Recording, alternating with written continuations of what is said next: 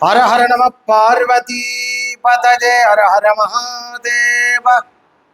தென்னாட்டுடைய சிவனே போற்றி, எந்நாட்டவர்க்கும் இறைவா போற்றி. ஸ்மிருதே சகல கல்யாண பாஜனம் யத்ர ஜாயதே புருஷத்தமஜோ நித்யம் व्रजामि சரணம் ஹரிம். யஸ் சிவோ நாம ரூபாப்யாம் யா தேவி சர்வமங்களா தயோகோ சம்ஸ்மரணாத் பும்சாம் சர்வதோ ஜயமங்களம். லோகா சமஸ்தா சுகினோ பவந்து, சர்வே ஜனா சுகினோ பவந்து. அத்தனை பேருக்கும் சர்வமங்கலம் உண்டாகட்டும். சிவபெருமானுடைய திவ்யமான சரணங்களுடைய பத்திர புஷ்பத்தை சாற்றி நமஸ்கரிப்போமாக. அறிவார் பராசக்தி ஆனந்தம் என்பார், அறிவார் பராசக்தி அறிவுரு என்பார், அறிவார் பராசக்தி வாமவள் என்பார், அறிவார் பரமணம் அவளிடம்தானே. சாரதா நவராத்திரி மகத்தான புண்ணிய காலம். சரத்காலத்தை ஒட்டி வரதனாலேயே ரொம்ப விசேஷத்துவம் வாய்ந்தது. அபரிமிதமான மகத்தான ஒரு பலன்களை, அனுகிரகத்தை, தேவியினுடைய பராக்கிரமத்தை நவராத்திரி காலத்தில் அடைய முடிகிறது. நவ அப்படிங்கிற அந்த சப்தமே புதுசு, எல்லாம் புதுசு. நவங்கிற சப்தம் ரொம்ப ஆச்சரியமானது. நம்ம தேடி பார்த்தோம்னா நம்மளுடைய கற்பனைக்கு எட்டாதது. தட்சிணாயன புண்ணிய காலத்துக்கு பிற்பாடு கன்யாரவி புரட்டாசி மாசத்துல சூரிய பகவான் பிரவேசிக்கும். அமாவாசைக்கு அடுத்த நாள்லேருந்து 9 நாட்கள் 10 நாட்கள் கோலாகலமா கொண்டாடக்கூடிய ஒரு உன்னதமான புண்ணிய திருநாள். பகவான் நமக்கு இந்திரியங்களை, தசேந்திரியங்கள், ஞானேந்திரியங்கள், கர்மேந்திரியங்கள்னு 5 கொடுத்துருக்கார். இது எல்லாமே சரியான வழியில போனா அடைய வேண்டிய இடத்தை அடையலாம். நம்ம ஜன்மா ரொம்ப ஆச்சரியம், ரொம்ப வசத்தி. கருவுளுக்குள்ள இருக்கிறதையே நாம யாருன்னு நம்மளுக்குள்ளேயே நம்ம தேடி பார்க்கக்கூடிய நிலையை கொடுக்கறது. பிறந்த பிற்பாடு பூஸ்பர்சம் ஏற்பட்ட பிற்பாடு பூமியினுடைய வாசனா மலங்கள் நம்மளை வந்து சேர்றது. ஏற்கனவே கர்மவினை சூழ்ந்ததுனால பிறந்திருக்கோம்.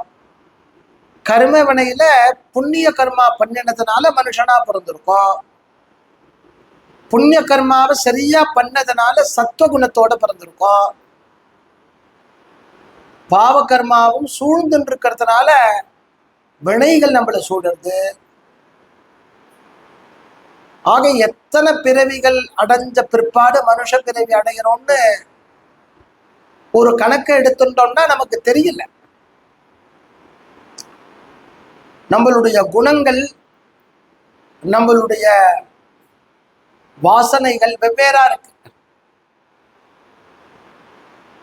ஒரு மண்ணில ஜலம் கலந்த பிற்பாடு ஜலத்தினுடைய நிறம் எவ்வாறு மாறுறதோ, அதனுடைய ரசம் எவ்வாறு மாறுறதோ, அது மாதிரி ஒரு கருவில போய் ஒரு குழந்தை விழுந்த உடனேயே அந்த குழந்தை அந்த இடத்துல எப்படி இருக்கணுங்கிறத ஈஸ்வர சிருஷ்டி பிரபஞ்ச லயம் அதை சேர்த்து கொடுக்கிறது. மனுஷ ஜென்மால என்ன வசதி அப்படின்னா, முதல்ல நல்லது கெட்டது எதுங்கிறத தீர்மானிக்கணும். மீதி ஜீவராசிகள்ல கிடையாது. ஒன்னொன்னு அடிச்சு சாப்பிடுறது. அழகான துள்ளி மான் காட்டுல போறது. கர்ப்பவதியான மான சிங்கம் போய் கொடூரமா தாக்கி சாப்பிடுறது. இது கர்ப்பவதி தானே, இது பாவம், இதை செய்யப்படாது அப்படின்னு அதுக்கு தெரியல. அதுக்கு அதை உணவா படைச்சிருக்கான்னு சாப்பிடுது. எங்கேயோ ரொம்ப பரிசிரமப்பட்டு இருக்கக்கூடிய தண்ணீர வாழக்கூடிய ஒரு ஜீவனை வேகமா வர நாகப்பாம்பு அப்படியே முழுங்கி விடுறது. இது தேவைதான் தேவையில்லையான்னு அதுக்கு தெரியல. அப்போ மனுஷனா பிறந்தா இதை பண்ணலாம் இதை பண்ணப்படாது அப்படின்னு அவனுக்கு தெரியுது. எந்த ஜீவனையும் யார் இம்சை பண்ணாமல் இருக்கானோ அவன் தான் மனுஷன். ஏதாவது ஜீவனை ஹிம்சை பண்ணா அவன்லாம் மனுஷன் கிடையாது, காட்டுல வாழக்கூடிய கொடிய மிருகத்துக்கும் மேல. ஏன்னா பசிக்காக ஒரு ஜீவனை அடிச்சது சாப்பிடுறது, ஆனா மனுஷன் ருசிக்காக வேற ஒரு ஜீவனை அடிச்சு சாப்பிடுறான். எவ்வளவு பெரிய பாவம்! இதுக்கெல்லாம் திருப்பி எத்தனையோ கோடி ஜென்மா அவன் எத்தனையோ பிறவிகள் எடுக்கணுமா. சுயக்ஞன் அப்படின்னு ஒரு வித்தியார்த்தி பாடசாலையில காலையில போய் வாத்தியாருடைய வஸ்திரத்தை ஓடக்கூடிய நதியில நினைச்சு புழியறான். அதுல தூண்டு மீன் மாட்டின்னு செத்து விட்டுது. அந்த வஸ்திரத்தை அப்படியே கீழே வைக்கிறான்.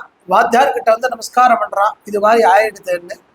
வாத்தியார் கேட்டாராம், தெரிஞ்சு பண்ணினியா தெரியாம பண்ணினியான்னு. அவன் நமஸ்காரம் பண்ணிட்டு சொன்னான், தெரியாம பண்ணிவிட்ட அப்படின்னா. அப்படியா, தெரியாம நீ இதை பண்ணதுனால ஒரு 9 ஜென்மா எடுக்கணும்ட்டாரான். என்னது? அப்ப தெரிஞ்சு பண்ணாக்க யோசனை பண்ணி பாருங்க, தெரியாமல் ஒரு ஜீவனை ஹிம்சை பண்ணதுக்காக இத்தனை ஜென்மா அப்படின்னா தெரிஞ்சு பண்ணா எத்தனை பிறவிகள் நாம் எடுக்க வேண்டி வரும். ஆக மனுஷ ஜென்மாவை ரொம்ப ஆச்சரியம்னு நினைக்கக்கூடிய நாம மனுஷ ஜென்மால மனுஷனா இருந்தா தான் அழகு. எல்லா உயிரையும் என் உயிர் போல் எண்ணக்கூடிய ஒரு பாவத்தை எனக்கு கொடுங்குற பெரியவா. அப்படி அந்த ஒரு சத்துவ குணத்தோட அந்த மனுஷனுக்கு லகுவா எது வேணுமோ, இந்த பூமியில கிடைக்கக்கூடிய சௌபாகியங்கள், மோட்சத்தை அனுகிரகத்தை பண்ணக்கூடிய மோட்ச சாம்ராஜ்யம், இது ரெண்டுத்தையும் லகுவா அனுகிரகம் என்றால் பராசக்தி பராபதி. ஏன்னா பிறந்த குழந்தைக்கு என்ன வேணும்னு அம்மாவுக்கு தான் தெரியும். எதுக்காக குழந்தை அடருது? பசிக்கிறதுனால குழந்தை அடருது. இந்த குழந்தை தன்னுடைய உடம்புல அசிங்கம் பண்ணிட்டு இருக்கு, அதை சரி பண்றதுக்காக அந்த குழந்தை அடருது. அழுகையில இருக்கக்கூடிய இடத்துல தூக்கம் வரல, அதனால அடருது. இது அம்மாவால உணர முடியும். அதுதான் அம்மா. ஜீவகோடிகள்ல பகவானுடைய படைப்புல ஒரு பறவை மழை காலம் வெளியில போக முடியல, தன்னுடைய கூடு அதில் திருண்டு தன்னுடைய குஞ்சு ஒன்று இருக்கு, அதுக்கு பசிக்கிறது. அந்த பறவை என்ன பண்றதா, தன்னுடைய உடம்பிலே இருக்கக்கூடிய சூட்டுனால அந்த திருண்டு அந்த குஞ்சு அப்படியே அடிச்சுக்கிறது, அதனுடைய பசி தீர்ந்து விடுறதா. ஆச்சரியம் பார்த்தேலா? இதை விட இன்னொரு பெரிய விசேஷம் என்ன அப்படின்னு கேட்டாக்க, ஜலத்திலேயே வாழக்கூடிய ஜலத்திலேயே பிறப்பெடுக்கக்கூடிய மத்சம் மீனானது தன்னுடைய குஞ்சுக்கு சாப்பாடு வேணும்னா தன்னுடைய குஞ்ச தன்னுடைய கண் பார்வையினாலேயே பார்க்கறதா, அதுக்கு பசி தீர்ந்து போய்டுறதா. என்னது இது? இதை விட இன்னொரு பெரிய ஆச்சரியம் என்ன அப்படின்னா, ஒரு ஆமை குஞ்சு பொறிக்கிறது. அந்த தாய் ஆமையை கொண்டு போய் வேற ஒரு இடத்துல விட்டுட்டான். அப்போ தாய் ஆமை நினைக்கிறதா, இப்ப பசிக்குமே என்னோட குழந்தைக்கு அப்படின்னா நினைச்ச மாத்திரத்துல பசி தீர்ந்து போய்டுறதா. சாதாரண ஜீவராசிகளுக்கு பகவான் இப்படி கொடுத்துருப்பான். நமக்கு நம்ம குழந்தை பசிக்கிறது கையால் அடிச்சோம் அப்படின்னா செத்து போயிடும்.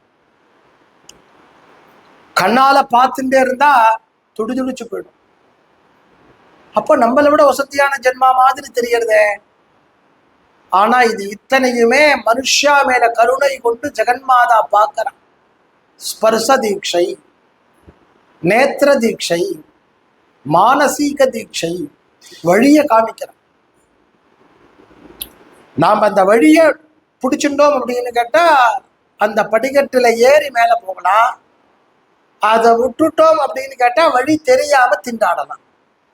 அந்த படிக்கட்டின் மீது ஏறி போவதற்கு வேண்டிய ஒரு வழியை தன்னுடைய கண் பார்வையினாலேயே, தன்னுடைய அனுகிரக விசேஷத்தினாலேயே, தன்னுடைய மானசீகத்தினுடைய ஒரு பிரசாதத்தினாலேயே அனுகிரகம் பண்ணக்கூடிய மகத்தான திருநாள் தான் நவராத்திரி விழா. அதனாலதான் அம்பிகைய பராபரிய இந்த பிரபஞ்சத்தை சக்தின்னும் பராசக்தின்னும் பகவதின்னும் சொல்றோம். அவள் பகங்கிற சௌபாகியத்தை தன்னகத்திலே கொண்டதுனாலேயே அவளுக்கு பகவதின்னு பேரு. அப்படி இந்த காலத்துல என்னென்னலாம் பண்ணலாம், எப்படி அன்னையை வழிபடுவதனால் ஏற்படக்கூடிய அனுகிரகங்கள் என்ன, அப்படி அந்த அன்னையை எப்படி வழிபடுவது அப்படின்னா, ஒரு பொம்மையை வச்சு நீ விளையாடு, ஒரு விளையாட்டா அவளை பூஜை பண்ண, அவ உனக்கு அனுகிரகம் பண்ணிடுவா.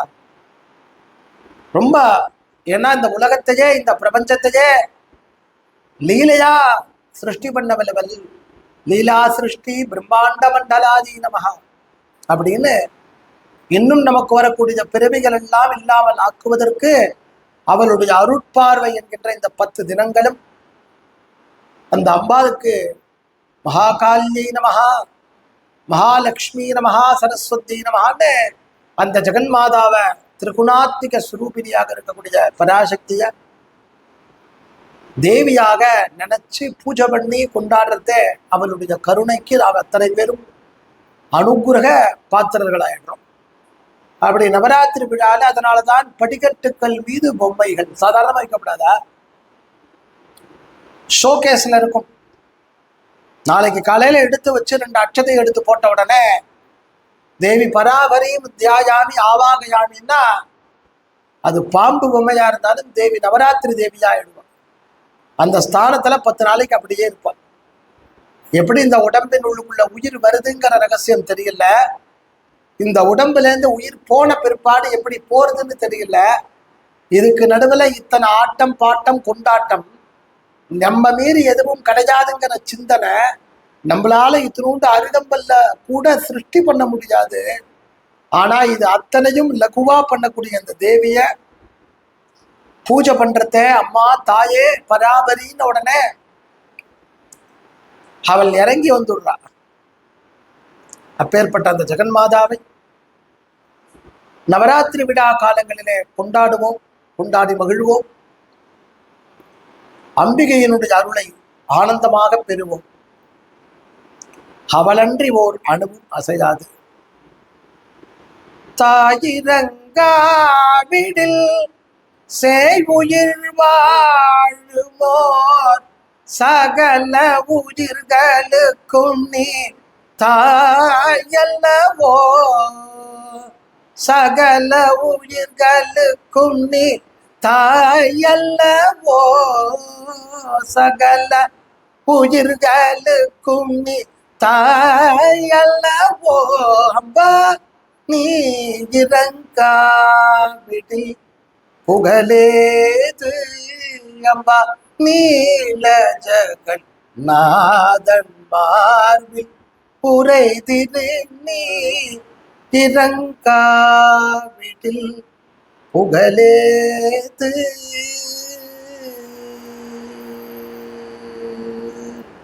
அம்பாளுடைய சரணத்தை பற்றுவோம். அனுகிரகம் அத்தனை பேருக்கும் உரித்தாக்கி தரட்டும். ஜெயாதி பராசக்தி கி